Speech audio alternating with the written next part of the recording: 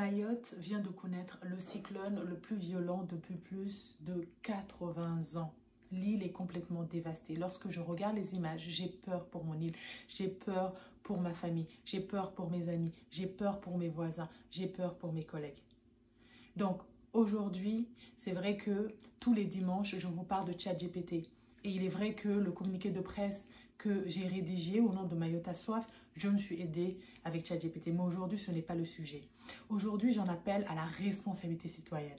Aujourd'hui, j'en appelle à la solidarité citoyenne. Aujourd'hui, j'en appelle à l'engagement citoyen. Que vous soyez particulier, entreprise, association, voilà, peu importe qui vous représentez ou ce que vous représentez. Mais vous êtes avant tout un être humain. Et aucun être humain ne peut être insensible face aux dégâts, face aux ruines aujourd'hui dont fait face Mayotte et sa population. Il est vrai qu'aujourd'hui, je suis à La Réunion et la plupart aussi des personnes qui y ont un intérêt à Mayotte, familial ou autre, il y a des rayonnés aussi qui sont à Mayotte. Il y a des personnes de l'Hexagone, il y a des Espagnols à Mayotte. Aujourd'hui, Mayotte aussi, c'est une terre de diversité. Et au nom de cette diversité-là, peu importe où nous nous trouvons aujourd'hui, nous ne pouvons pas être indifférents par rapport au désespoir humain aujourd'hui qui règne sur l'île, parce que nous avons ce devoir humain-là d'être sensibiliser, d'être sensible et de nous mobiliser. Il ne suffit pas d'envoyer ces doléances, d'écrire ces doléances, d'être compatissant par les mots.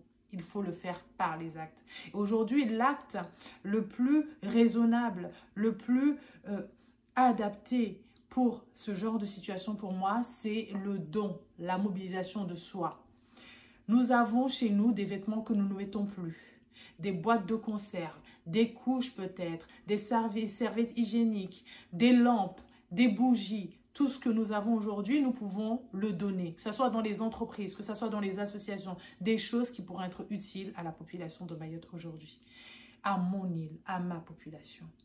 Donc aujourd'hui, j'en appelle à cette solidarité citoyenne, humaine. J'ai mis dans la description de cette vidéo, nous allons mettre un questionnaire. Il est déjà présent. Vous copiez, vous collez le lien, vous répondez au questionnaire pour savoir. Nous avons besoin que vous déclariez si vous voulez participer justement à cette mobilisation citoyenne. Qu'est-ce que vous pouvez donner? Ne serait-ce qu'une chose. Une chose, c'est déjà beaucoup.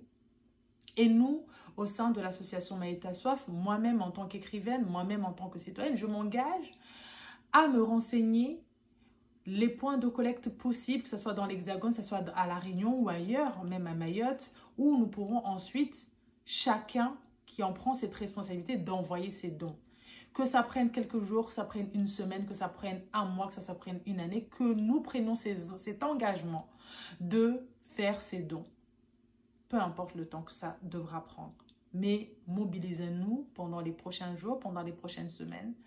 Et ne laissons pas le temps qui passe estomper notre douleur, estomper notre tristesse, estomper notre compassion face à ce que Mayotte fait face aujourd'hui, parce que la situation est très grave. Il y a des personnes qui ont tout perdu, absolument tout perdu, au-delà des vies aujourd'hui que nous avons perdues, au-delà des larmes qui ont coulé aujourd'hui à Mayotte.